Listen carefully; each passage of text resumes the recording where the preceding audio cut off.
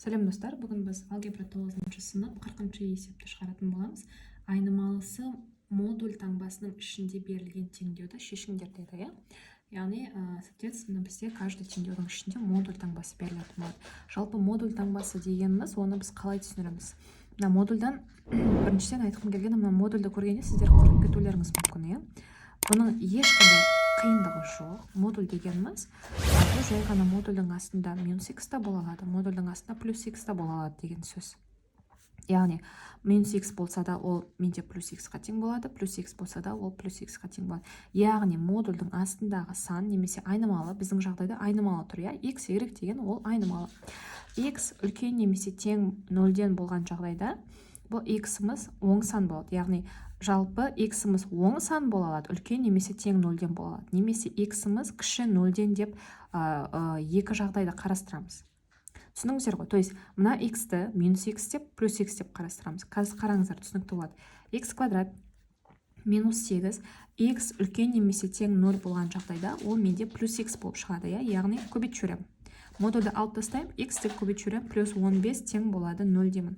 Бұл жағдайда менде x-ім үлкен немесе тең 0 деп условия қойып тұрмын, иә? Яғни бұл жерде x-тің орнына мысалы любой мәнді қоятын болсам, ол 0-ден бастап қоя аламын. 0, 1, 2, 3, 4, 5 деп. Минус 1, минус 2-ні мысалға мен қоя алмаймын. Себебі мен x үлкен немесе тең 0-ден деген условия қойып тұрмын. Енді бұл бірінші жағдай. Теңдеу, то есть екінші теңдеуінде x квадрат минус 8 демде, мына x-ті енді мен минус жағдайын қарастырамын. То есть ол кіші 0-ден деп аламын. Яғни көбейтемін, мына модульді ашып жіберемін, минус x деп көбейтіп жіберемін, плюс 15 тең болады 0 деп. Яғни бұл жерде менде условия x кіші 0-ден. Болды. Мына осы екеуі тек қана мына модуль болған жағдайда екі жағдайды қарастырасыздар да, сонда сізде екі теңдеу шығады. То есть ешқандай қиындығы жоқ. Енді осы теңдеулерді шығарамыз да, как обычно, дискриминант болсын, вет теоремасы болсын, x1, x2-лерін табатын боламыз. Так, бірінші теңдеу бойынша, мысалға кері жазып алған x квадрат минус 8x плюс 15 тең болады 0 дегеннен, мен вет теоремасы арқылы шығара аламын, яғни вет теоремасы бойынша менде x1 плюс x2 менде минус v-ға тең болу керек қой, формула бойынша, a, b, с десем, значит, менде минус b болса, менің берілгенімде онсыз да минус 8 тұр. Мына минусымен ол плюс 8 болып кетеді. То есть x1-ді x2-ге қосқанда менде 8 шығу керек. Ал x1-ді x2-ге көбейткенде менде c шығу керек. Яғни менде 5, мына 15 қой. 15 шығу керек. То есть менде 15 шығу керек. Енді қараңыздар, мен x1-ге 3-ті, x2-ге 5-ті беретін болсам, 3-ті 5-ге қоссам менде 8 шығады, 3-ті 5-ге көбейтсем 15 шығады, дұрыс па? Бұл менде бірінші теңдеудің мәндері. Енді бұны тексереміз. Менің условиям қандай еді? Менің условиям x үлкен немесе тең 0-ден болу керек еді, иә? Қараймыз, 3 үлкен ба 0-ден үлкен, 5 үлкен ба 0-ден үлкен. Значит, мен мына екі мәнді де қабылдаймын. Мынау менде жауабы болады, біріншісінің. Бірақ менде екінші теңдеу бар, значит, екінші теңдеуді жазып аламын. X квадрат, енді қараңыздар, мына жақшаны ашып жіберемін. Мына минус пен минусты плюс 8x деп жазып жіберемін, плюс 15 тең болады 0 деймін. Так, бұл жағдайда менде вет теоремасын тоже қолдануға болады. Қараңыздар, вет теоремасын қолдағанда x1-ді x2-ге қосқанда менде минус 1 шығу керек, яғни менде минус 8 шығу керек енді. Ал x1-ді x2-ге көбейткенде менде с шығу керек, енді менде плюс 15 шығу керек. Так, бұл жағдайда мен x1-ді минус 3 деп берем, x2-ні минус 5 деп берем. Қараңыздар, минус 3-ті минус 2-ге қосса, менде минус 8 шығады, дұрыс па? Минус 3-ті минус 5-ге көбейтсе, менде плюс 15 шығады. Енді тексереміз біздің условиямыз. Условиямыз қандай еді? X кіші 0-ден деп алып тұрық. Ол тең бола алмайды, тек қана кіші 0-ден болу керек. Минус 3 кіші ма 0-ден кіші, минус 5 кіші ма кіші. Значит, бұл менің екінші шешімім. Сонда менің жауабым болады. Так, 3, 5, және минус 3, минус 5. То есть, плюс минус 3, плюс минус 5 деп алуға болады, қысқаша. Так, келесі енді екінші есебін шығарып көрейік осының. Екінші есебінде x квадрат минус модуль x плюс 2 тең болады 0 дейді. Дәл солай, екі теңдеу қылып қарастырамыз. бірінші теңде x квадрат минус x-ті оң мән деп шығарамыз. Яғни x-тің өзін шығарамыз, сонда x болып шығады, плюс 2 тең болады 0 дейміз. Условия қоямыз. Бұл үлкен немесе тең 0-ден болу керек дейміз. Екіншісінде x квадрат минусын жазып аламыз. Мына x-ті енді минус x деп шығарамыз, яғни жақшамен шығарам. Мына минус x болып шығарғанда міндетті түрде жақшамен шығарыңыздар, әйтпесе таңбамен шатасасыздар. Плюс 2 тең болады 0 деймін. Условиясын қоям, x кіші болу керек 0-ден деп айтам. Енді осы 2 теңдеуді шығарам. Так, менде получается біріншісінде x квадрат минус x плюс 2 тең болады 0 дегенде, осыда мен дискриминант табайын, дискриминант тең болады. Бізде формула b квадрат минус 4ac ғой, яғни мынау a, мынау b, мынау c ғой менде. Сонда менде b квадрат дегенім минус 1-дің квадраты менде 1, минус 4 көбейтемін a дегенім 1-ге тең, жазбай қойық, жарайды жазайық. 1c дегенім 2-ге тең. Сонда 1 минус 8 минус 7 болып тұр. Біз білеміз, дискриминант минус сан шыға алмайды. Сондықтан бұның шешімі жоқ. Значит, менде бірінші теңдеудің мынаның шешімі жоқ. Енді мына екінші теңдеуді тексеріп көреміз. Бұны тексеру үшін бірінші мен мынаны жақшаны ашып алайын, Значит, менде жақшада x квадрат на минус пен минус плюс x плюс 2 тең болады 0 болады, Мынау менде екінші теңдеу, то есть мынадан мен мынаны шығарып алдым. Бұның дискриминантын тауып көрсек, то же самое. b квадрат деген 1, минус 4 көбейтемін 1, көбейтемін 2, бұл да 1 минус 8 тең болады, минус 7 шықты. Дискриминант минусқа тең бола алмайтын болғандықтан, бұның менде шешімі жоқ деймін. То есть екінші теңдеуді, получается, екі теңдеуінде де шешімі болмай қалды. Енді үшіншісін тексерейік. Так, үшіншісін тексерейік. Ой, көрінбей қалды.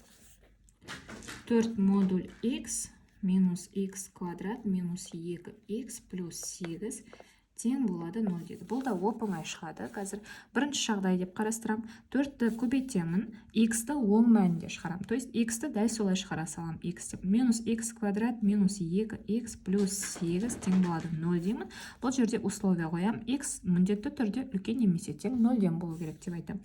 Ал екіншісінде 4 көбейтемін. Мына x-ті енді минус x деп шығарам. Міндетті түрде жақша қалып шығарыңыздар. Минус x квадрат минус 2x плюс 8 тең болады 0 дем. Бұның условиясы міндетті түрде x кіші 0-ден болу керек деп айтам. Енді осы теңдеулерді бөлек-бөлек алып шығарайық. Бұл жерде бірден жазып жіберек, бірінші теңдеуді. Бірінші орына қояйық. Минус x квадрат бірінші жүру керек. Менде минус x квадрат дәрежесі бойынша 4x-тен 2x азайтсам плюс 2x болады. Одан кейін плюс 8-ім бар, тең болады 0 деймін. Мына минустан арылуым керекпін. Неге? Себебі x квадрат, то есть санның квадраты минус бола алмайды ғой, дұрыс па? Сондықтан мен мына минустан арылам.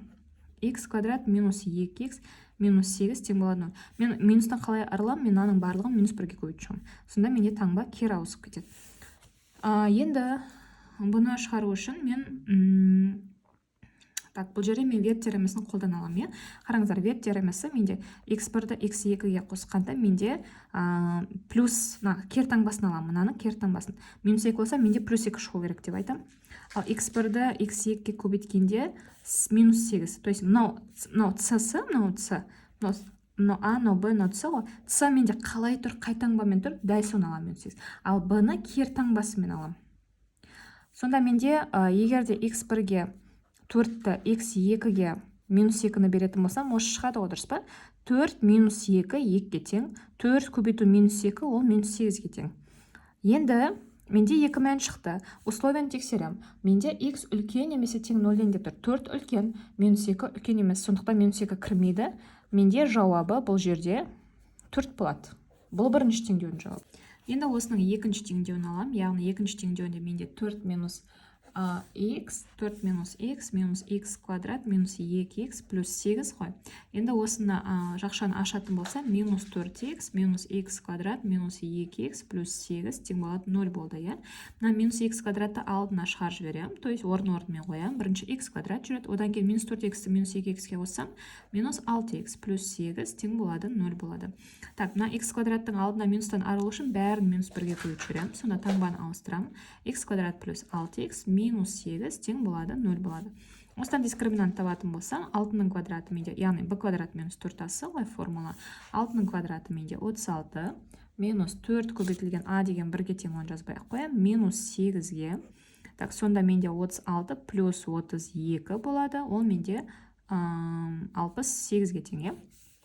Енді x-ті табатын болсам, ол формула менде минус b плюс минус түбірасты дискриминант бөлінген 2a ғой. Значит, менде минус b дегенім 6 болса, мен минус 6 деп алам, плюс минус түбірасты 68 деймін дискриминант, е?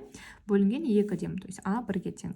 Енді осыдан x1-ді табатын болса, менде минус 6 плюсын алам, плюс 68-ді, так, 68-ді біз 4-ке бөлінем екен, қазір тексеріп көрейік. 68 бөлу 4, я 17. Так, 4-ке бөлінеді екен, оны 4 көбейту 17 деп жазып алайық. Қазір түсінесіздер не үшін жазып отырғанымды. Қараңыздар, минус 6, мына 4-тің менде түбірі бар, я? 4-тің түбірі 2. Мен оны түбірдің сыртына шығарып жіберем. 2 деп шығарып жіберем. Яғни плюс 2, ал түбірдің астында менде 17 қалып қояды. Неге? Себебі 17-дің түбірі жоқ. Сонда 2 түбір 17 бөлінген 2 деп. Енді осыны мен барлығын 2-ге қысқартып жібере аламын. Сонда 2-ге қысқарғанда мынау 2-ге қысқарып кетеді, мынау қысқарып кетеді. Мына жерде менде минус 3 шығады, е? Значит, менде минус 3 плюс түбір астында 17 қалды. Но бірінші шешімі. Ал екінші шешімі, яғни бұл x1. Ал x2 менің дәл осы болады, бірақ мына жерде плюсым менің минус болады, я? Значит, минус 3 минус түбір асты 17 болады. Так, мына екінші шешімі. Бұл жерде менде условия x кіші 0-ден болды ғой, естеріңізде ме? X кіші 0-ден болғаннан кейін мен оны тексерем. Негізі 17-нің түбірін шамамен есептеп көрейік. 17-нің түбірі мына. Так, 4-те 1 дейді, я? Значит, минус 3 плюс 4-те 1 болса, ол плюс 1 шығады, я? Ал плюс 1 0-ден кіші емес. Сондықтан мен мына жауапты ала алмаймын. Ал мына жерде минус 4 болса, минус 3 минус 4-ке қосқанда шамамен минус 7 шығады. Мына жауап маған келеді, бұны мен ала алам. Сонда менде жауаптарды, так, біріншісінде менде жауабы қандай болып еді? Біріншісінде менде жауабы 4 шықты ғой. 4 шықты, и екіншісінің жауабы минус 3 минус түбірасты 17 болды. Так, енді төртінші есеп. Бұл жерде x квадрат минус 2 деймде, осыны дәл осы күйі шығарып алам. X минус 1 минус 15 тең болады 0 деп. Модулінен арыламыз. Бұл бірінші теңдеуіміз. Ал екінші теңдеуімізде x квадрат минус 2 деймде, енді қараңыздар. Мен бұны жақшаға алғанда таңбасын кері таңба қылып алам. То есть, мынау менде плюс x деп тұрма, значит, мен оны минус x деп алам. Мынау менде минус 1 деп тұрма, значит, мен оны плюс 1 деп алам. То есть, түсініңіздер ғой, таңбаны қарама-қарсы қылып алам.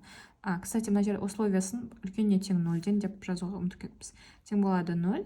Бұл менде x кіші 0 болу керек деп жазамыз. Осы екі теңдеуді енді бөлек-бөлек шығарамыз. Біріншісін x квадрат минус 2. Мына жақшаны сразу ашып жіберейік. Минус 2-ні x-ға қойсам, минус 2x.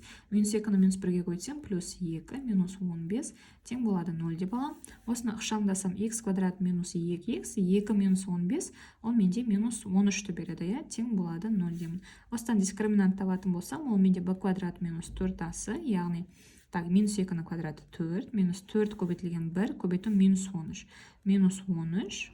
Сонда мына минус пен мына минус менде плюсті береді, 4-ті 13-ке көбейткенде 13 болғанда менде 52-ні береді.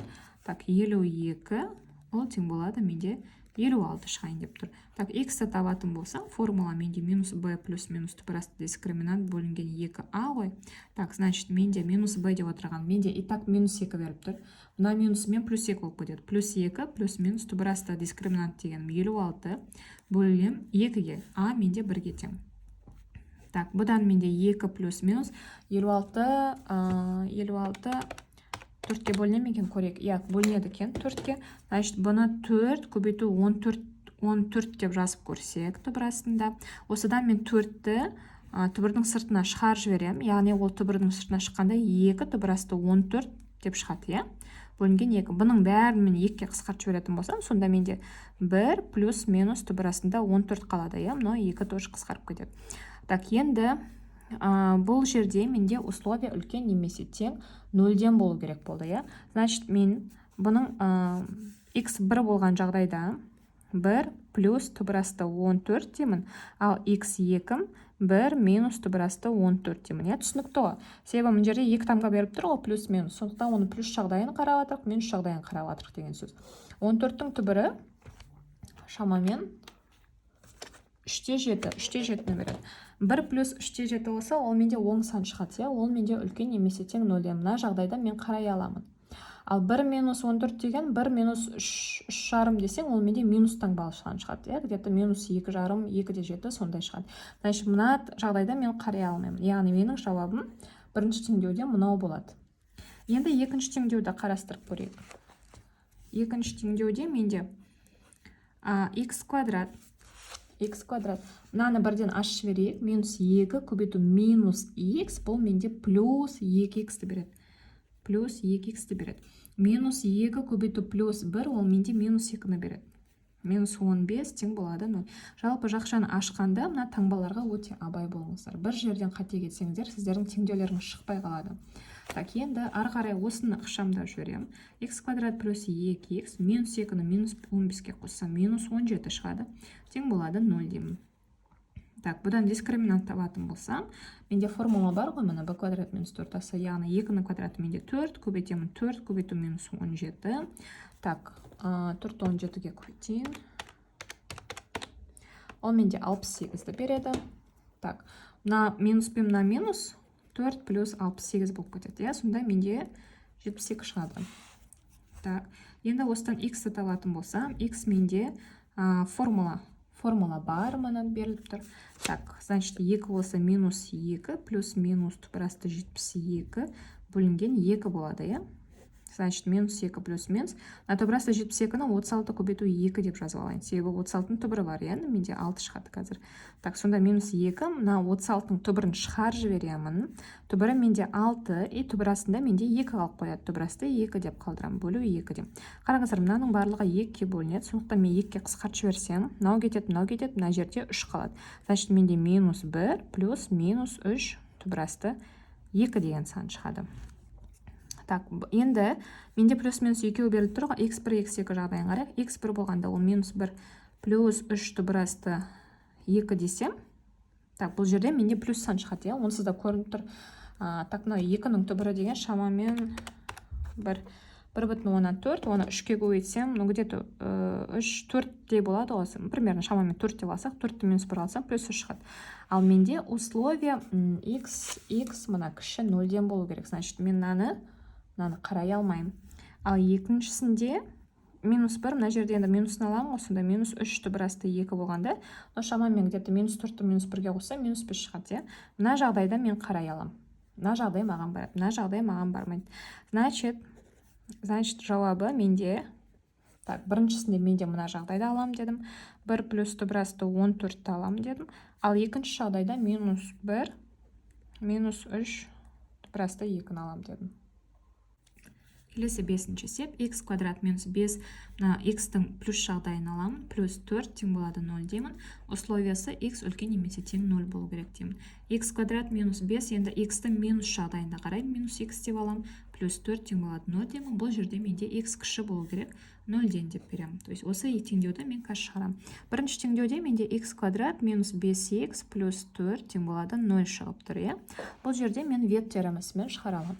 То есть вет теоремасы арқылы бұл x1-ді x2-ге қосқанда менде плюс 5 шығу керек, және x1-ді x2-ге көбейткенде менде 4 шығу керек. Значит, мен x1-ге 1-ді x2-ге 4-ті беретін болсам, қараңыздар, 1-ді 4-ке қоссам менде 5 шығады, 1-ді 4-ке көбейтсем менде 4 шығады. Мына жағдай менде барады. Енді оны тексереміз. Бізде x үлкен немесе тең болу керек 0-ден. Мына екеуден 0-ден үлкен. Яғни мен бұл екі жауаптың екеуінде қабылдай аламын. Енді екінші теңдеуде мына x квадрат минус 5-ті минус x-ке көбейтіп жіберсем, плюс 5x плюс 4 деп жазып жіберем, тең болады 0 деймін. Бұл жағдайда менде де тоже вет теоремасын қолдана аламын, яғни x1-ді x2-ге қосқанда менде уже минус 5-ке тең болу керек. x1-ді x2-ге көбейткенде менде плюс 4-ке тең болу керек. Яғни x1-ге мен минус 1-ді және x2-ге минус 4-ті беретін болсам, минус 1-ді минус 4-ке қоссам минус 5, минус 4-ті минус 1-ге көбейтсем плюс 4 шығады. Енді шартын тексерем. Шарт бойынша x кіші 0-ден болу керек. Мынау да кіші 0-ден, мынау да кіші 0-ден. Яғни мен екі жағдайды да қарастыра аламын. Сонда менде жауабы, мында да 4, мында минус 4, минус 1, плюс 1, значит, плюс минус 1, плюс минус 4 болады деген сөз. Так, 6-ші есепті шығарып көрейік. алтыншысы x квадрат плюс 18 модуль x плюс 80 тең болады 0 дейді. Осыда тоже екі жағдай қараймыз. X квадрат плюс 18 x-ті плюсымен аламын. 80 тең болады 0. Және екіншісінде x квадрат. Бірден минусымен алайықшы, 18-ді минус x-қа көйтсем, минус 18x болады, дұрыс па? Плюс 80 тең болады 0 дейді. Осыдан біріншісіне мен дискриминант табатын болсам, яғни дискриминант менде формуласын қайталап жазбай ақ қояйын, жоғарыда бәрін көрсеттім. 18-дің квадраты ол менде 144. Ой, дұрыс көбейттім ба мен? 18 көбейттім, 18, 324 десе. 324. Минус 4 асы, яғни минус 4 көбейтілген 80 қой. Сонда мынау 324, мынау 320 шығады, менде 4 шығады. Бұдан ары қарай x-ті табатын болсам, ол менде минус 18 плюс минус 4-тің түбірі 2 бөлінген 2 болады, я? Значит, менде мұнда x бірім түсініп жатырсыздар ғой, мен мына жерде тез түсіндіріп жіберіп жатырмын. Минус 8 плюс 2 болса минус 16 болады. Минус 16-ны 2-ке бөлсем, минус 8 шығады бірінші жағдайда. Ал екінші жағдайда минус 8, минус 2, минус 20, минус 20-ны 2-ке бөлсем, минус 10 шығады. Так, бұл бірінші жағдайда. Менде бірінші теңдеуде x үлкен немесе тең 0-ден болу керек еді, шарты. Қараймыз, менің жауабым минус 8-імде, минус 10-ымда 0-ден үлкен емес. Яғни мен екі жауапты да алмаймын деген сөз. Егінде екіншісін шығарып көрейік, осылай дискриминант тең болады. Бұлда да 18-дің квадраты 324, минус 4 көбейту 80, яғни жауабы 4 болады. Бұл дәл осылай шығады, тоже x тең болады. Бұл жерде енді минус 18 емес, плюс 18, плюс минус 2 бөлінген 2. Значит, менде x бірім бұл жерде 18 плюс 2 бөлінген 2 10 шығады. И екіншісі 18 минус 2 бөлінген 2 ол 8-ге тең болады. Бұл жерде менің шартым x кіші 0-ден болу керек қой, дұрыс па? X кіші 0-ден. Ал 10 да 8-де 0-ден кіші емес. Сондықтан бұл менде шешімі жоқ болып табылады. Достар, мен соңғы есептерінде уже формуласы тез-тез түсіндіріп кетіп жатырмын. Себебі бірінші, екінші, үшінші есептерде мен барлығын егжей-тегжейін түсіндірдім, не үшін олай екен. Сондықтан есепті видеоны басынан бастап қарауларыңыз сұраймын, егер бір нәрселер түсінбей жатырсаңыздар. Так, бұл жерде де бірінші жағдайда x көбейтемін. X-тің оң мәнін аламыз, минус 9x плюс 18 тең болады 0 дейміз. И екінші жағдайда x-тің теріс мәнін аламыз, минус 9x плюс 18 тең болады 0 дейміз. Бұл жерде x-тің шарты үлкен немесе тең 0-ден дейміз. Бұл x-тің шарты кіші 0-ден деп аламыз. Енді бірінші теңдеуді шығарайық. X квадрат минус 9x плюс 18 тең болады 0. Кешірім сұрайым. Так, бұл жерден менде веттеріміз арқылы x1, x2-ні таба аламын, x1-ді x2-ге қосқанда менде 9 шығу керек, және x1-ді x2-ге көбейткенде менде 18 шығу керек. Так, егерде қараңыздар, x1-ге мен 6-ны, x2-ге мен 3-ті беретін болса, 3-ті 6-ға қоссам 9, 3-ті 6-ға көбейтсем 18 шығады ғой. X-тің шарты менде үлкен тең немесе тең 0-ден болу керек, 6-да 3-тен менде 0-ден үлкен, сондықтан мен екі жауапты да қабылдай аламын. Енді екінші теңдеуін тексеріп көрейік. Мына жерде минус x квадрат шығады, минус 9x плюс 18 тең болады 0 деймін. Минустан арылу үшін мен минус 1-ге көбейтіп шығамын. Сонда плюс 9x минус 18 тең болады 0 десем. Бұл жерде так, бұны дискриминантпен шығарып көрейікші. Дискриминант, яғни 9-ның квадраты 81, минус 4 көбейтілген минус 18. Сонда 81 плюс болып кетеді, минус пен минус 4-ті 18-ге көбейтсем. 4 көбейтсем 18, ол менде 72-ке тең, оған қосамын 81, ол менде 153-ке тең дейді, плюс. Так, 72, сонда 153 болды. Енді x-ті табатын болсам, ол менде минус 9, плюс минус түбір астында 153 бөлінген 2, да? Так, x бірім менде минус 9, минус түбір асты 153 бөлінген 2, ал x2 минус 9 плюс түбір асты 153 бөлінген 2, да? Так, 153-тің түбірі шамамен, 153-тің түбірі шамамен 12-де 4-ті, 12 деп алайық жақсы. 12 болса, мысалы, минус 9 минус 12-ке бөліп, оны 2-ке бөлсем, бұл жерден теріс сан шығады.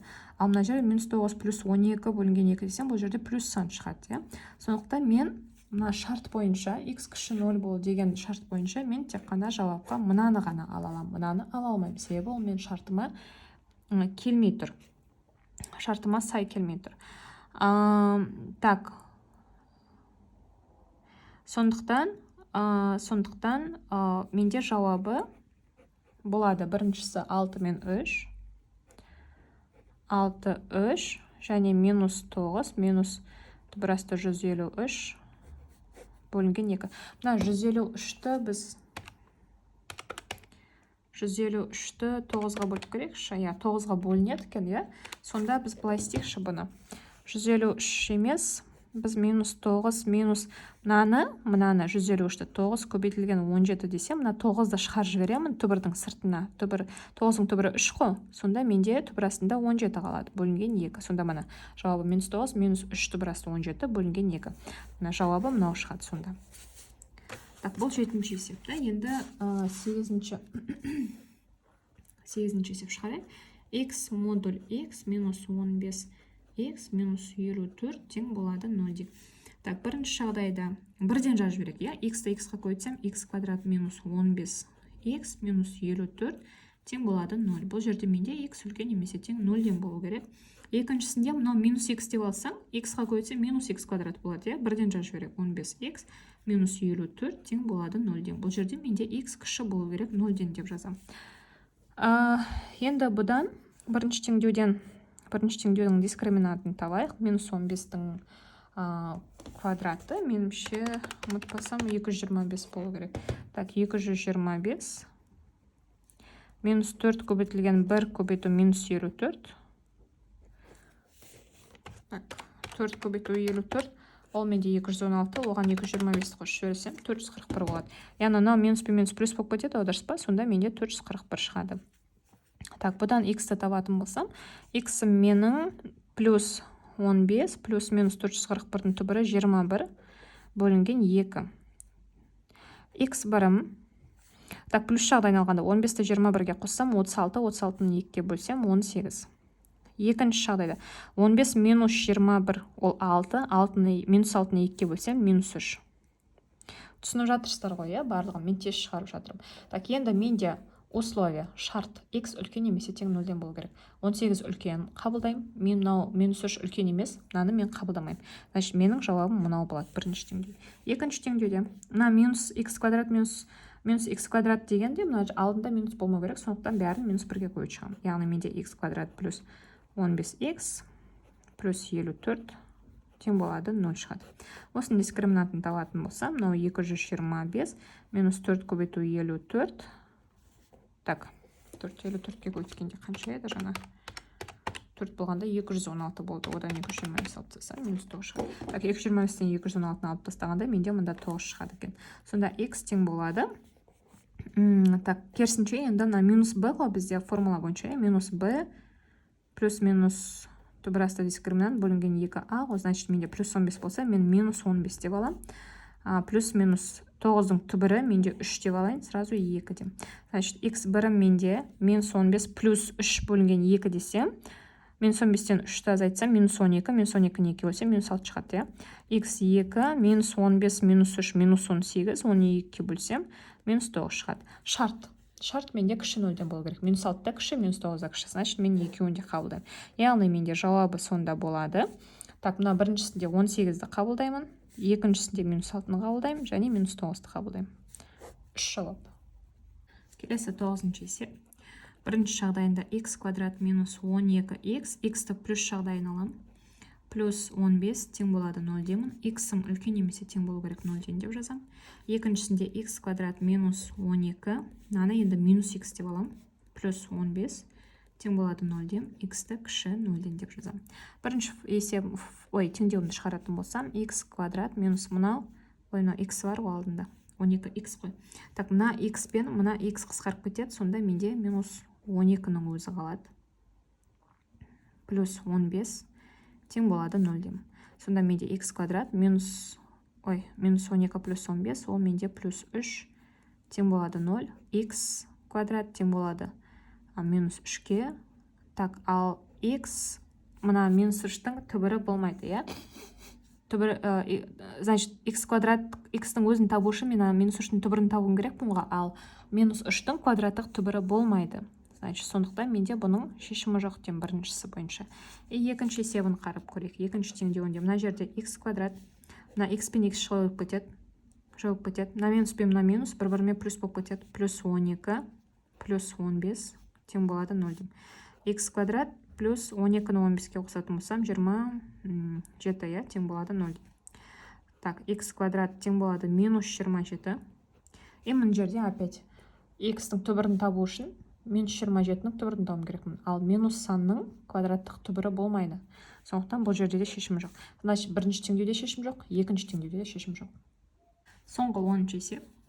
Біріншісінде мынаның плюстарын алам. X көбі тең плюс x бөлінген плюс x тең болады 0 дем. X үлкен немесе тең 0 деп қоям шартты. Және екіншісі x көбейтілген минус x плюс x бөлінген минус x тең болады 0 демін. Бұл жерде менде x кіші болу керек 0 деп жазам.